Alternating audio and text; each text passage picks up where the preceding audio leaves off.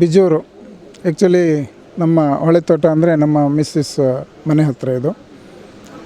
ಇಲ್ಲಿ ಈ ಮನೆಯ ಪರಿಸ್ಥಿತಿ ನಮ್ಮ ವೈಫ್ ನೋಡಿದಾಗ ನನ್ನ ಗಮನಕ್ಕೆ ತಂದರು. ಆವಾಗ ನಾನು ಇಲ್ಲಿ ಬಂದು ಈ ಮನೆ ನೋಡಿದಾಗ ತುಂಬ ಕ್ರಿಟಿಕಲ್ ಇತ್ತು. ಯಾಕಂದರೆ ಅವರಿಗೆ ಫುಲ್ ನೀರು ತುಂಬ್ತಿತ್ತು. 6 ತಿಂಗಳು ಬೈಂದೂರಲ್ಲಿ ಮನೆ ಬಾಡಿಗೆ ಮಾಡಿಕೊಂಡು ಸಿಟಿಯಲ್ಲಿ ಇರಬೇಕು ಮತ್ತು ಪುನಃ ಮಳೆ ಹೋದ್ರ ಮೇಲೆ ಇಲ್ಲಿ ಬರಬೇಕಿತ್ತು. ಅಂಥ ಸಿಚುವೇಷನಲ್ಲಿತ್ತು. ಆವಾಗ ಅಜ್ಜಿಗೆ ನಾನು ಹೇಳ್ದೇನೆ ಮನೆ ಕಟ್ಕೊಡ್ತೇನೆ ಅಂತ ಹೇಳ್ದೇನೆ.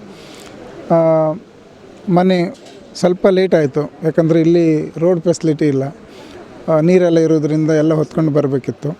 ಆದ್ದರಿಂದ ಮನೆ ಅಜ್ಜಿ ಕೈಯಲ್ಲೇ ಹ್ಯಾಂಡ್ ಓವರ್ ಮಾಡಬೇಕಂತಿತ್ತು. ಬಟ್ ಅಜ್ಜಿ ಕಾರಣಾಂತರದಿಂದ ತೀರ್ಕೊಂಡ್ರು. ಇವತ್ತು ಅಜ್ಜಿಯ ಮಗಳ ಕೈಯಲ್ಲಿ ಈ ಮನೆಯನ್ನು ಹ್ಯಾಂಡ್ ಓವರ್ ಮಾಡಿದ್ದೇನೆ.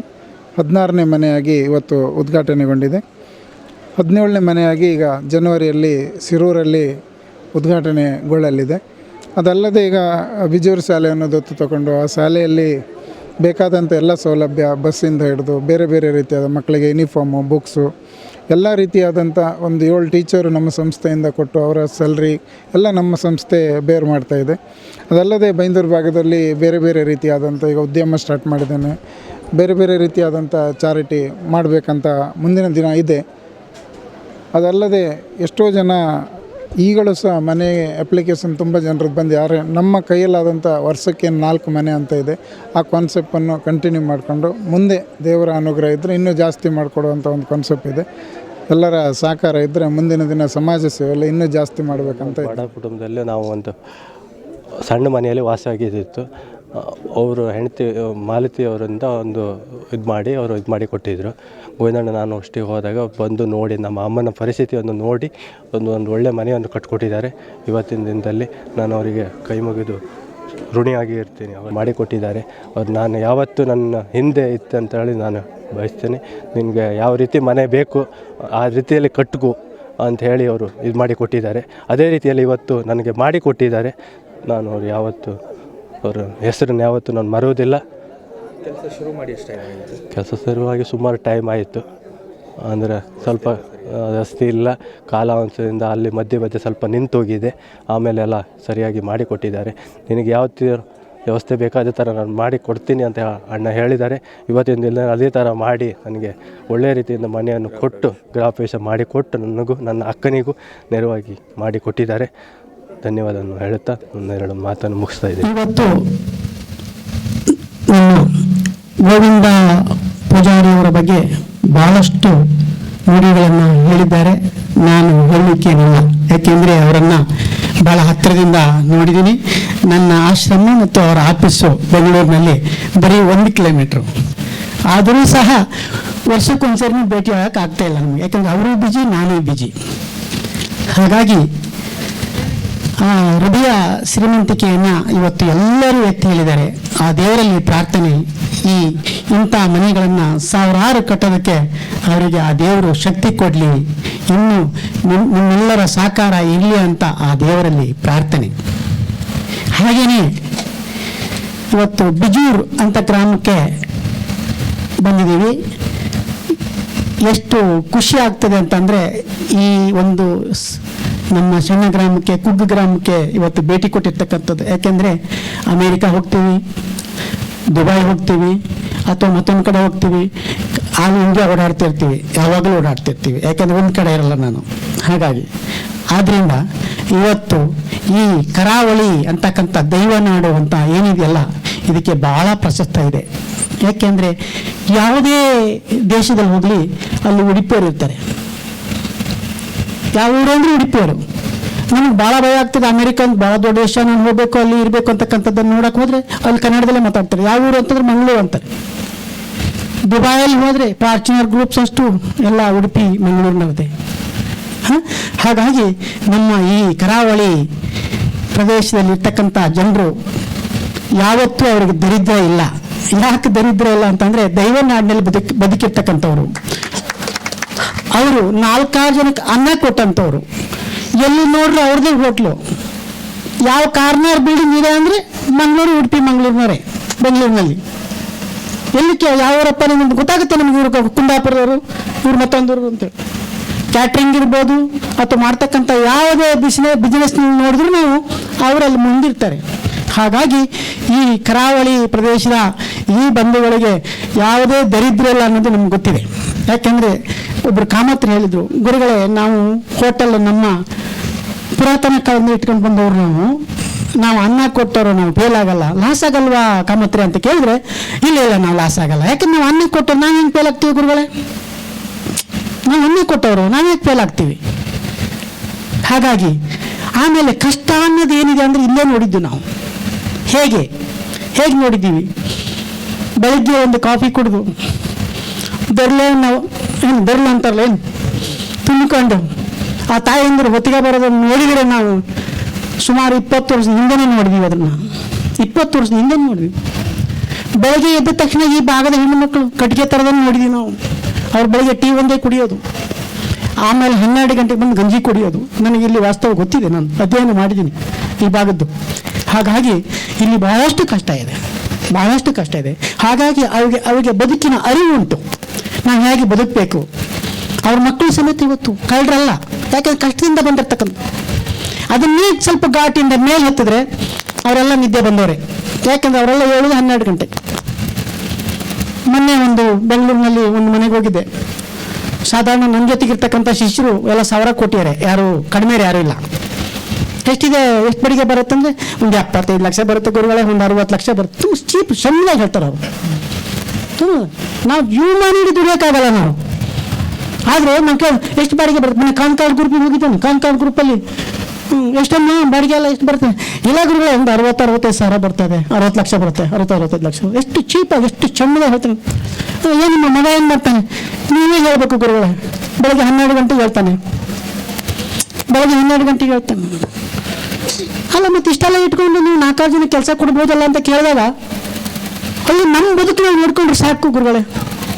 ರಾತ್ರಿ ಎಲ್ಲ ಪಾರ್ಟಿ ಮಾಡ್ತಾರೆ, ಬೆಳಗ್ಗೆ 12 ಗಂಟೆ ತನಕ ಮುಳುಗಿರ್ತಾರೆ. ಯಾಕೆಂದರೆ ಇವತ್ತು ಯಾಕೆ ಈ ಮಾತು ಹೇಳ್ತಾ ಇದ್ದೀವಿ ಅಂದರೆ ಅವರು ಯಾರೂ ಸೇವಕರಲ್ಲ, ದುಡ್ಡಿದ್ದರು ಯಾರೂ ಸೇವಕರಲ್ಲ. ಇವತ್ತು ಈ ಜೀವ ಇದೆಯಲ್ಲ, ಇದು ಲೋಟ ತೊಳ್ಕೊಂಡು ರಾತ್ರಿ ಮುಳುಗೋದಕ್ಕೆ ಒಂದು ಜಾಗ ಎಲ್ಲಿ ಐತೋ ಇಲ್ಲ ಅಂತ ಹುಡುಕಿತ್ತಲ್ಲ, ಅವತ್ತು ಹುಡುಕಿತ್ತೋ ಇಲ್ವೋ? ಆ ಜೀವಕ್ಕೆ ಗೊತ್ತಿದೆ ನನ್ನ ಕಷ್ಟ ಏನು, ನನ್ನ ಊರಿನ ಕಷ್ಟ ಏನು ಅಂತಕ್ಕಂಥದ್ದು ಗೊತ್ತಿದೆ. ಆದ್ದರಿಂದ ಇವತ್ತು ಈ ಮನೆ ಕಟ್ಟೋದಕ್ಕೆ, ನಿಮ್ಮೆಲ್ಲರ ಜೊತೆಗಿರೋದಕ್ಕೆ ಖುಷಿ ಪಡ್ತದೆ. ಅದನ್ನು ಮೊದಲಿನಿಂದಲೂ ದುಡ್ಡಿದ್ದಿದ್ರೆ ನಮ್ಮ ಗೋವಿಂದಣ್ಣಗೆ ಖಂಡಿತ ನಿಮ್ಮನ್ನು ನೋಡ್ತಾ ಇರಲಿಲ್ಲ. ಹೌದಾ ಇಲ್ವಾ? ಮೊದಲು ಸ್ಟಾರ್ಟಿಂಗ್ ಅವರಪ್ಪ ಚೆನ್ನಾಗಿ ಬೆಳೆಸ್ಬಿಟ್ಟಿದ್ರೆ ಖಂಡಿತ ನಿಮ್ಮ ಜೊತೆಗೆ ಬರ್ತಿರ್ಲಿಲ್ಲ. ಆ ಕಷ್ಟ ಕಂಡಿದ್ದಕ್ಕೆ ಇವತ್ತು ಜನರ ಜೊತೆಗಿದ್ದು ಜನಕ್ಕೆ ಸೇವೆ ಕೊಡೋದಕ್ಕೆ ನಿಂತಿದ್ದಾರೆ. ಅದು ಪ್ರತಿ ಕ್ಷಣದಲ್ಲೂ ಅವ್ರಿಗೆ ನೆನಪಾಗ್ತದೆ, ಆ ಕಷ್ಟ ಅಂದ್ರೆ ಏನು ಅಂತ. ಇವತ್ತು ನಮ್ಮ ಪ್ರಕಾಶ್ ಜಿ ಅವರು ಹೇಳಿದ್ರು, ಮನೆ ಅಂತ ಕಟ್ಟಿದ ತಕ್ಷಣ ಅಲ್ಲ, ಆ ಮನೆಗೆ ಒಂದು ಶಕ್ತಿ ಇರಬೇಕು ಅಂತಕ್ಕಂಥದ್ದು. ಇವತ್ತು ಆ ಪುಣ್ಯಾತ್ಮ ಇಲ್ಲಿ ಬಂದ್ರಲ್ಲ, ಅವರು ನಮ್ಗೆ ಏನು ದಿವಸ ಹೇಳಬೇಕಾಗಿಲ್ಲ, ರಾತ್ರಿ ಮುಳುಗಿ ಕನಸು ಕಾಣ್ತಾನಲ್ಲ, ನಾನು ಇಂಥ ಮನೆಯಲ್ಲಿ ಮಲಗಿದ್ದೀನಿ ಅಂತೇಳಿ ಆ ಪರ್ಸೆಂಟೇಜು ನಮ್ಮ ಗೋವಿಂದನಿಗೆ ಬರ್ತದೆ. ಅವ್ರ ಬಾಯಿಂದ ಅವರು ಪ್ರತಿದಿನ ಮುಳುಗಿ ಕನಸು ಕಾಣ್ತಾರಲ್ಲ, ನಾನು ಇಂಥ ಮನೇಲಿ ಮುಳುಗಿದ್ದೆ, ಜೀವನದಲ್ಲಿ ನಾನು ಇದು ಕಟ್ತೀನಿ ಅಂತ ಅಂದ್ಕೊಂಡಿರ್ಲಿಲ್ಲ. ಆದರೆ ಅವರು ಇವತ್ತು ಖುಷಿ ಪಟ್ಟು ಇನ್ನು ಮುಂದೆ ಈ ಮನೆಯಲ್ಲಿ ವಾಸ ಮಾಡ್ಕೊಂಡು ಮುಳುಗಿದಾಗ ಅವರು ಕನಸು ಕಾಣ್ತಕ್ಕಂಥದ್ದಲ್ಲ, ಅದೇ ಇವರಿಗೆ ಅನುಗ್ರಹ. ಎಲ್ಲ ವಾಸ್ತು ಪ್ರಕಾರ ಕಟ್ಟಿದ್ದಾರೆ. ಹೇಳಿದರು ನಮ್ಮ ಪ್ರಕಾಶ್ ಜಿ ಅವರು. ಪದ್ಧತಿ ಅಂದ್ರೇನು, ಧರ್ಮ ಅಂದ್ರೇನು? ಧರ್ಮ ಅಂದ ತಕ್ಷಣ ಕೊಟ್ಟ ತಕ್ಷಣ ಧರ್ಮ ಆಗಲ್ಲ, ಇದು ಒಂದು ಧರ್ಮನೇ. ಸೇವೆ ಮಾಡ್ತಕ್ಕಂಥದ್ದು ಧರ್ಮ, ಮೋಸ ಮಾಡದಿರ್ತಕ್ಕಂಥದ್ದು ಧರ್ಮ, ಸುಳ್ಳು ಹೇಳದಿರ್ತಕ್ಕಂಥ ಧರ್ಮ, ಅದಕ್ಕೆ ನಾವು ಧರ್ಮ ಅಂತೀವಿ. ಹೌದಲ್ವ? ಧರ್ಮ ಅಂದ ತಕ್ಷಣ ಯಾರೋ ಬಂದರೂ 100 ರೂಪಾಯಿ ಕೊಟ್ಬಿಟ್ಟು ಧರ್ಮ ಆಗಲ್ಲ. ಅದು ಧರ್ಮ ಅಂದರೆ ಎಲ್ಲವೂ ಇರಬೇಕು, ಅದೆಲ್ಲವೂ ಮೈಗೂಡಿಸ್ಕೊಂಡಾಗ ಮಾತ್ರ ಧರ್ಮ. ಹೌದಲ್ವ? ಅದನ್ನು ನಮ್ಮ ಗೋವಿಂದನವರು ಮೈಗೂಡಿಸ್ಕೊಂಡಿದ್ದಾರೆ. ಇವತ್ತು ಸಾವಿರಾರು ಫ್ಯಾಮಿಲಿ ಅವ್ರನ್ನ ಕರೀತಾರೆ. ಇವತ್ತು ದೇಶದಲ್ಲಿ ಹೆಸರಿದೆ. ಗೋವಿಂದ ಬಾಬು ಪೂಜಾರಿ ಅವರು ಯಾರು ಅಂತ ಗೊತ್ತಿದೆ ಜನಕ್ಕೆ, ಹಾಗಾಗಿ ಇಂದಿರಾ ಕ್ಯಾಂಟೀನ್ ನಡೆಸಿ ಭಾಳಷ್ಟು ಜನಕ್ಕೆ ಅನ್ನ ಕೊಟ್ಟವರು ಆಟೋ ಡ್ರೈವರ್ಗಳಿಗೆ. ಹೌದಲ್ವ?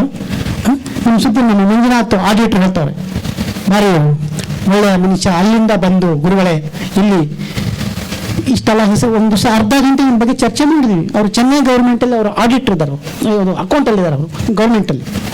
ಅವರು ನಿಮ್ಮ ಸುದ್ದಿನ ಹೇಳಿದ್ರು, ಭಾಳ ಚಂದ ಮಾತಾಡಿದ್ರು. ಬಹಳ ಚೆಂದ ಮಾತಾಡ್ರು. ಗೋವಿಂದ ಬಾಬು ಪೂಜಾರಿ ಅವರು ಇವತ್ತು ಈ ಮಟ್ಟಕ್ಕೆ ಬಂದು ಬೆಳೆದರೆ ಅಂತಂದರೆ ಅದನ್ನು ನಾನು ಹೇಳಿದೆ, ನಾನು ಅದನ್ನು ಹೇಳಿದ್ದೀನಿ. ಯಾಕೆಂದ್ರೆ ನಾನು ಹತ್ತಿರ ಕಂಡವನು. ನಾನು ಫಂಕ್ಷನ್ ಏನೋ ನಡೀತು ಅಂದರೆ ಕರಿತೀನಿ ಅವ್ರಿಗೆ ಬನ್ನಿ ಅಂತೇಳಿ, ಬನ್ನಿ ಗೋವಿಂದ ಪೂಜಾರಿ ಅವರೇ ಬನ್ನಿ ಅಂಥೇಳಿ. ಹಾಗಾಗಿ ನಾನು ಒಂದು ಸಾಮಾನ್ಯ ಕುಟುಂಬದಿಂದ ಬಂದವನು, ನಾನೇನು ದೊಡ್ಡ ಕುಟುಂಬ ಅಲ್ಲ. ಇಲ್ಲೇ ಹೊಸನಗರ ಅಂತಕ್ಕಂಥ ಒಂದು ಸಾಮಾನ್ಯ ಫ್ಯಾಮಿಲಿಯಲ್ಲಿ ಹುಟ್ಟಿ ಸಾಮಾನ್ಯ ಕುಟುಂಬದಲ್ಲಿ ಬೆಳೆದು ಇಲ್ಲೇ ಒಂದು ಕಾರ್ತಿಕೇಯ ಪೀಠ ಅಂತ ಕಟ್ಬಿಟ್ಟು ಅಲ್ಲಿ ಬೆಂಗಳೂರಿನಲ್ಲಿ ಒಂದು ಆಶ್ರಮ ಅಂತ ಮಾಡಿಕೊಂಡು ಇಲ್ಲಿ ಸಿದ್ದಾಪುರದಲ್ಲಿ ಒಂದು ತಳ್ಳಿ ಮಠ ಅಂತಕ್ಕಂಥ ಒಂದು 3-4 ಕಡೆ ನಮ್ಮ ಬ್ರಾಂಚ್ ಇದೆ. ಅದು ಇರೋದು ಹೆಚ್ಚಿಗೆ ಇರೋದು ಬೆಂಗಳೂರು. ಮೊನ್ನೆ ಹೋದ ವಾರದಲ್ಲಿ ನಾನು ಡೆಲ್ಲಿ ಹೋದಾಗ ಉಪರಾಷ್ಟ್ರಪತಿಯವರು ಅವ್ರ ಮನೇಲೆ ತಿಂಡಿ ಇತ್ತು. ನನಗೆ ತುಂಬ ಹತ್ತಿರ ಇದ್ದಾರೆ ಅವರು, ಉಪರಾಷ್ಟ್ರಪತಿಯವರು ತುಂಬ ಹತ್ತಿರ ಇದ್ದಾರೆ ನನಗೆ. ಇದ್ದಾಗ ಅವ್ರು ಹೇಳಿದರು, ನಾನು ಅವ್ರಿಗೆ ಒಂದೇ ಮಾತಂದೆ, ಗುರುಗಳೇ ಸಾಹೇಬ್ರೆ ನಾನು ಭಾಳ ಸಣ್ಣ ಕುಟುಂಬದಿಂದ ಬಂದವನು, ಒಂದು ಮಠ ಕಟ್ಟಿಕೊಂಡು ಇವತ್ತು ಗುರುಗಳಾಗಿ ಅಂತ ಅದಕ್ಕೆ ಒಂದು ಮಾತು ಭಾಳ ಮಾತಂದ್ಬಿಟ್ರು ಅವರು. ಗುರುಗಳೇ ಆ ಮಾತು ಅನ್ಬೇಡಿ ನೀವು, ನಾನು ಒಂದು ಸಣ್ಣ ಕುಟುಂಬದಿಂದ ಬಂದವನು, ನಾನು ಒಂದು ಭಾಳ ಸಣ್ಣ ಕುಟುಂಬದಿಂದ ಬಂದವನು, ಆದರೆ ನೀವು ಏನು ತಗೊಂಡು ಹೋಗಕ್ಕೆ ಬಂದಾರಲ್ಲ, ನಾವು ಜನಕ್ಕೊಂದು ಇರೋ ತನಕ ಸೇವೆ ಕೊಟ್ಟು ಹೋಗೋಣ ಗುರುಗಳೇ ಅಂತಕ್ಕಂಥದ್ದು ಭಾಳ ಚಂದ ಮಾತಾಡಿದ್ರು ಅವರು. ಹಾಗಾಗಿ ಇಲ್ಲಿ ನನ್ನ ಜೊತೆಗೆ ಡ್ರೈವರು ಬರ್ತಾನೆ, ಕೋಟ್ಯಾಧೀಶನು ಬಂದು ಕೂತ್ಕೊಳ್ತಾನೆ, ಜಡ್ಜು ಬಂದು ಕೂತ್ಕೊಳ್ತಾನೆ, ಕಮಿಷನರು ಬಂದು ಕೂತ್ಕೊಳ್ತಾನೆ. ಅದು ಪೂಜಾರಿ ಅವರಿಗೆ ಗೊತ್ತು. ಅದು ಯಾವ ಟಿ ವಿಲೂ ಬರಲ್ಲ, ಯಾವ ಮಾಧ್ಯಮದಲ್ಲೂ ಬರಲ್ಲ ನಾನು. ಯಾಕೆಂದ್ರೆ ಎಲ್ಲ ಟಿ ವಿ ಮಾಧ್ಯಮದಲ್ಲ ನಾನು ಶಿಸ್ರೆ, ಎಲ್ಲೂ ಬರಲ್ಲ ನಾನು. ಯಾಕೆ ನಂಗೆ ಅಂಥದ್ದು ಬೇಕಾಗಿಲ್ಲ. ಯಾಕೆಂದರೆ ನಾನು ಹಿಮಾಲಯದಲ್ಲಿ 3-4 ವರ್ಷ ನಾನು ತಪಾಸು ಮಾಡಿ ಗೋಯಲ್ಲಿ ಕುಂತು ಬಂದವ ನಾನು. ಈಗ ನಿಮ್ಮಲ್ಲಿ ಒಂದು ಜನಕ್ಕೊಂದು ಸೇವೆ ಕೊಡಬೇಕು ಅಂತ ನಿಮ್ಮ ಜೊತೆಲಿ ಇರ್ತಕ್ಕಂಥದ್ದು ನಾನು, ನಿಮ್ಮ ಜೊತೆಯಲ್ಲಿ ಜನಕ್ಕೊಂದು ಸೇವೆ ಕೊಡಬೇಕು ಅಂತ ಬಂದವರು.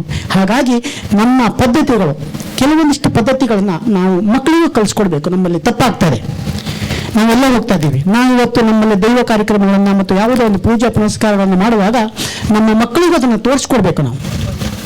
ನಾವು ತೋರಿಸ್ಕೊಡ್ತಾ ಇಲ್ಲ.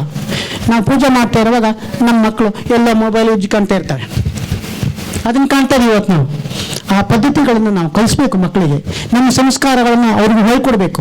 ಹಾಗಂತ ಅವ್ರನ್ನ ಬಿಡಬಾರ್ದು. ನಾವು ಇದನ್ನು ಕಟ್ಟಿ ಬೆಳೆಸುವಾಗ ಇವತ್ತು ಎಷ್ಟು ಕಷ್ಟಪಟ್ಟಿರ್ಬೋದು.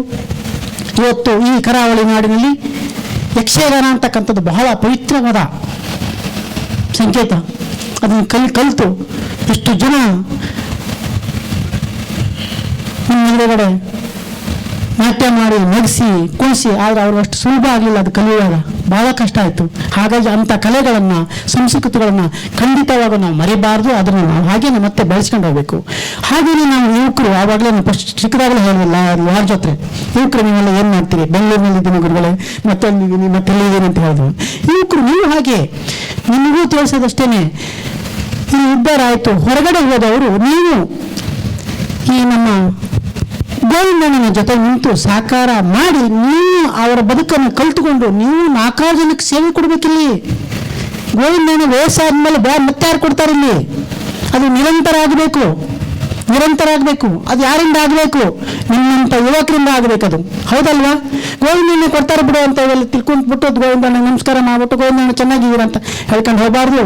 ಗೋವಿಂದಣ್ಣ ಇಲ್ಲಿ ಮನೆ ಕಟ್ಟಿಕೊಟ್ಟಿದ್ದಾರೆ ನೋಡಿ, ವಾಸ್ತು ಪ್ರಕಾರ ಮನೆ ಒಳ್ಳೆ ಚೆಂದ ಕಟ್ಟಿಕೊಟ್ಟಿದ್ದಾರೆ ವಾಸ್ತು ಪ್ರಕಾರ, ಹೌದಲ್ವ? ನಾವು ಕಲಿಯೋದು ಭಾಳಷ್ಟಿದೆ. ನಿಮಗೆ ಒಂದು ಬಹಳ ದೊಡ್ಡ ಶ್ರೀಮಂತರು ಮನೆ ಕಟ್ಟಿಸ್ತಾರೆ, ನಿಮಗೆ ಕರೀತಾರೆ, ಆಮಂತ್ರಣ ಮಾಡ್ತಾರೆ, ಅಲ್ಲಿ ಹೋಗ್ತಿರಲ್ಲ. ನೀವು ಹೋದಾಗ ನೀವು ನೋಡೋದೇನು, ಒಳಗೆ ಹಿಂಗೆ ಬಂದು ಹೋಗಿ ಬಂದು ಊಟ ಮಾಡ್ಬಿಟ್ಟು ಮನೆ ಬಂದುಬಿಡ್ತೀವಿ. ಅದೆಲ್ಲ ಇಂಪಾರ್ಟೆಂಟು. ಆದರೆ ಆ ಪುಣ್ಯಾತ್ಮ ಹೇಗೆ ಮನೆ ಕಟ್ಟಿದ್ದಾನೆ, ಆ ಮೆಟೀರಿಯಲ್ನ ಎಲ್ಲಿಂದ ತಂದಿದ್ದಾನೆ, ಆ ಫ್ಯಾನ್ಗಳನ್ನು ಯಾವ ಥರ ಹಾಕಿದ್ದಾನೆ, ಈ ಡಿಸೈನ್ಗಳನ್ನು ಹೇಗೆ ಕಟ್ಟಿದ್ದಾನೆ ಅಂತಕ್ಕಂಥದ್ದನ್ನು ನೀವು ಸರ್ಚ್ ಮಾಡಬೇಕು. ಆ ಪುಣ್ಯಾತ್ಮ 4 ವರ್ಷ 5 ವರ್ಷ ಸೈಕಲ್ ಹೊಡಿರ್ತಾನೆ, ನಿಮಗೆ ಅರ್ಧ ಗಂಟೆ ಸಾಕು ಅದನ್ನ ತಿಳ್ಕೊಳ್ಳೋದಕ್ಕೆ, ಹೌದಲ್ವ? ಆ ಭಾವನೆಗಳು ನಿಮಗಿರಬೇಕು. ನೀವು ಗೋವಿಂದಣ್ಣ ಮನೆ ಕಟ್ಟಿದ್ದಾರೆ, ನೋಡ್ಕೊಂಡೆ ಬಂದೆ, ಫ್ರೆಂಡ್ ಹತ್ರ ಹೇಗಿದೆ ಅಂತ, ಮನೆ ಹೇಗಿದೆ ಅಂತ ಹೇಳ. ಗೋವಿಂದಣ್ಣ ಏನು ಮಾಡಿಸಿದ್ರು? ಪಾಯಸ, ಉಪ್ಪಿಟ್ಟು, ಗೋಂಬಿ, ಲಾಡು ಮಾಡಿಸಿದ್ರು. ಬರೀ ಊಟದೊಂದೇ ಹೇಳೋದು ಬಿಟ್ಟರೆ ಮನೆ ಹೇಗೆ ಕಟ್ಸಿದ್ದಾರೆ ಅಂತಕ್ಕಂಥ ಸುದ್ದಿನೇ ಬರೋದಿಲ್ಲ ಅಲ್ಲಿ. ಹಾಗಾಗಿ ನಾವು ಮಾಡಬೇಕಾಗಿದ್ದು ಮನೆಯನ್ನು ಹೇಗೆ ಕಟ್ಟಿದ್ದಾರೆ, ಮನೆಯನ್ನು ಡಿಸೈನಿಂಗ್ ಹೇಗೆ ಮಾಡಿದ್ದಾರೆ, ನಾವು ಮುಂದೆ ಮತ್ತೊಬ್ಬನಿಗೆ ಹೇಳ್ಕೊಡೋ ಅಂಥವ್ರಾಗಬೇಕು, ನಾವು ತೋರಿಸ್ಕೊಡೋ ಅಂಥವ್ರಾಗಬೇಕು ನಾವು, ಹೌದಲ್ವಾ? ಆ ವಿಷಯದಲ್ಲಿ ನಾವು ಭಾಳ ಹಿಂದೆ ಇದ್ದೀವಿ, ಹೌದಲ್ವಾ? ಹಾಗಾಗಿ ಇವತ್ತು ಈ ಭಾಗದಲ್ಲಿ ಬಹಳಷ್ಟು ಜನ ಮೀನುಗಾರರ ಸಂಖ್ಯೆ ಇದೆ. ಮೀನಿನ ಹಿಡಿದು ಇವತ್ತು ಹೊರದೇಶಕ್ಕೆ ಕಳಿಸ್ತಕ್ಕಂಥವ್ರು ಇದ್ದಾರೆ ಇಲ್ಲಿಂದ ಇಲ್ಲಿ ಹಿಡಿದು ಬೆಂಗಳೂರು ಬರ್ತದೆ, ಚೆನ್ನೈ ಬರ್ತದೆ, ಬೆಂಗಳೂರು ಹೋಗುತ್ತೆ, ಎಲ್ಲ ಕಡೆ ಹೋಗ್ತದೆ. ಆದರೆ ಹಿಡಿಯೋನು ಯಾರು? ನಮ್ಮವನೇ, ಹೌದಲ್ವಾ? ಅವನಿಗೇನು ಸಾಕಾರ ಆಗ್ತದೆ, ಅವನಿಗೇನು ಸಾಕಾರ ಸಿಗ್ತದೆ ಅಂತಕ್ಕಂಥದ್ದು ನಾವು ಯಾರು ಕೇಳ್ತಾ ಇಲ್ಲ ಅವನನ್ನು. ಅದೊಂದು ಉದ್ಯಮಿ, ಹೌದಲ್ವಾ? ಅಂಥ ಉದ್ಯಮಿಗಳಿಗೆ ನಾವು ಸಾಕಾರ ಕೊಟ್ಟರೆ ಮುಂದೊಂದು ದಿವಸ ನಮ್ಮ ಏನು ಈ ಕರಾವಳಿಗೆಲ್ಲ ಭಾಳ ದೊಡ್ಡದಾಗಿ ಬೆಳೆಯುತ್ತೆ. ಕರಾವಳಿಯಲ್ಲಿ ಏನೂ ಇರಲಿಲ್ಲ ಮುಂದೆ. ಇವತ್ತು ಸಾಕಷ್ಟು ಉದ್ಯಮಿಗಳು ತಯಾರಾಗಿ ಕರಾವಳಿ ಇವತ್ತು ಈ ಮಟ್ಟಕ್ಕೆ ಬಂದಿರತಕ್ಕಂಥದ್ದು. ಸುಮಾರು 40 ವರ್ಷದ ಹಿಂದೆ ಬಂದಿದ್ರೆ ಬರೀ ಸಮುದ್ರ ನೋಡ್ಕೊಂಡು ಹೋಗಬೇಕಾಗಿತ್ತು. ಈಗ ಗೋವಾದಿಂದ ಮಂಗಳೂರವರೆಗೂ ಗ್ಯಾಪೇ ಇಲ್ಲ ಮನೆ. ಗೋವಾದಿಂದ ಮಂಗಳೂರವರೆಗೂ ಎಲ್ಲೂ ಒಂದು 5 ಎಕರೆ ಗ್ಯಾಪ್ ಇಲ್ಲ. ಯಾಕೆಂದ್ರೆ ಒಂದಕ್ಕೊಂದು ಟೆಚ್ಚು ಆ ಥರ ಬೆಳೆದಿದೆ. ಯಾಕೆ ಬೆಳೀತು ಅಂತಂದರೆ ಇಲ್ಲಿರ್ತಕ್ಕಂಥ ಮಾರ್ಕೆಟು ಮತ್ತು ನಾವಿಲ್ಲಿರ್ತಕ್ಕಂಥದ್ದು ಏನು ಬೆಳೆದು ನಾವು ಹೊರಗೆ ಸಾಗಿಸಿದ್ವಲ್ಲ ಅದು ನಮ್ಮ ಉತ್ಪಾದನೆ ಬಂದು ನಮಗೆ ಸೇರಿದೆ. ಹಾಗೆ ನಮಗೆ ದೈವನಾಡು ಕ್ಷೇತ್ರಗಳು ಬೆಳೆದಾವೆ. ನೀವು ಯಾವುದೇ ಕ್ಷೇತ್ರಕ್ಕೆ ಹೋದ್ರೂ ಸೌತ್ ಕೇಂದ್ರಕ್ಕೆ ಬಂದು ಕೆಲವೊಂದು ಕ್ಷೇತ್ರಕ್ಕೆ ಬಂದಾಗ ಮಾತ್ರ ಆ ತೃಪ್ತಿ ಸಿಗ್ತದೆ.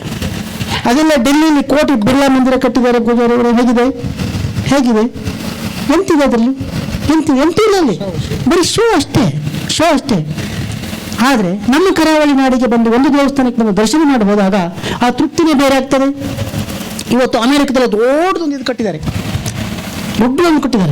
ದೇವಸ್ಥಾನವನ್ನು, ಅದು ಆಂಜನೇಯಂದು.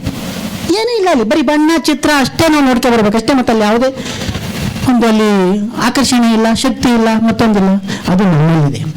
ಹಾಗಾಗಿ ನಮ್ಮ ಮಕ್ಕಳು ನೀವು ಇನ್ನು ಮುಂದೆ ನಾನು ಹೇಳೋದೊಂದೇ, ನಾನು ಬೆಳೆಯೋದೊಟ್ಟಿಗೆ ನನ್ನ ಪಕ್ಕದವನು ಹೇಗೆ ಬಳಸಬೇಕು ಅಂತಕ್ಕಂಥದ್ದು ಗೊತ್ತಿರಬೇಕು. ಆದರೆ ಪಕ್ಕದ ಮನೆ ಒಂದು ಕಾರ್ ತಂದರೆ ಮತ್ತು ಪಕ್ಕದ ಮನೆ ಮಾತಾಡೋಣ ನಾಳೆಯಿಂದ, ಅದನ್ನು ಬಿಡ್ಬೇಕು ನಾವು. ಒಬ್ಬ ಕಾರ್ ತಂದುಬಿಟ್ರೆ ಯಾವಾಗಲೂ ಫ್ರೆಂಡ್ ಆಗಿರ್ತಾನೆ. ನೀನೇನಾದ್ರು ಒಂದು ಕಾರ್ ತಂದಿಸಕ್ಕೆ ಅವ್ನು ಸ್ವಲ್ಪ ದೂರ ಆಗ್ತಾನೆ. ಯಾಕೆಂದ್ರೆ ನಿಮ್ಮಲ್ಲಿ ಆ ಬುದ್ಧಿ ಇದೆ, ಅದು ನಮ್ಗೆ ಇನ್ನೂ ನಿವಾರಣೆ ಆಗಲಿಲ್ಲ. ಇದನ್ನೆಲ್ಲ ನಿವಾರಣೆ ಮಾಡಿಕೊಂಡ್ರೆ ಮಾತ್ರ ನಾವು ಒಂದಾಗಕ್ಕೆ ಸಾಧ್ಯ ಇದೆ, ಹೌದಲ್ವ?